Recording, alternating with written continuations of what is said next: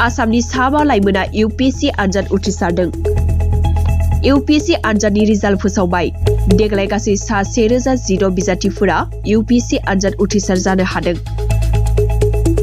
बेनिनो लखनौनि आदित्य श्रीवास्तवआ सेथि मासि आवग्रिनो हादों। नैथि मासिखौ मोनदों अनिमेष प्रधाना आरो थामथि मासिखौ आनन्य देवीआ दखल खालामदों।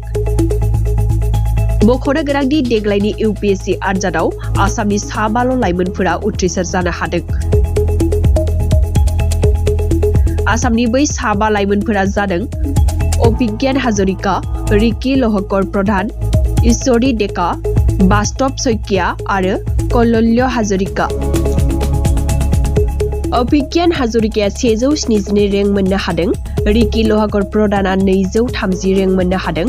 320 रेंकआव उथ्रिसार जादों ईश्वरी डेकाया। बेबादिनो बास्तव शइकियाया 552 रेंक आरो कौलल्य हाजरिकाया 990 रेंकआव उथ्रिसार जानो हादों होननानै खौरां मोनदों। नाथाय दुखुनांथाव बाथ्राया बेसोदि UPSC आनजाद उथ्रिसारनाय गासै 1016 बिजाथिफोरनि गेजेराव सासेबो बर'नि फिसा गैया। देग्लायबो सासेबो बर' फिसाया UPSC आनजाद उथ्रिसारनो हायाखै। रिपर्ट बादिब्ला गासै 1016 बिजाथिफोरनि गेजेराव सा 347आ जेनेरेल, सा 115आ EWS, सा 303आ OBC, सा 156आ AC आरो सा 86आ ST केटेगरिनि बिजाथि। आसामनि साबा लाइमोना UPSC आनजाद उथ्रिसारदों। UPSC आनजादनि रिजाल्ट फोसावबाय। देग्लाय गासै सा 1016 बिजाथिफोरा UPSC आनजाद उथ्रिसार जानो हादों। बेनिनो लखनौनि आदित्य श्रीवास्तवआ सेथि मासि आवग्रिनो हादों।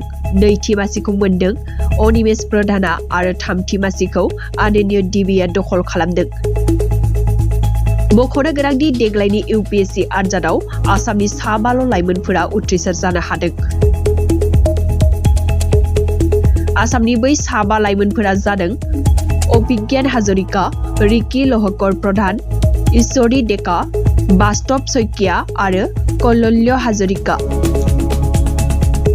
अभिज्ञान हाजरिकाया 172 रेंक मोननो हादों। रिकी लहकर प्रधाना 230 रेंक मोननो हादों।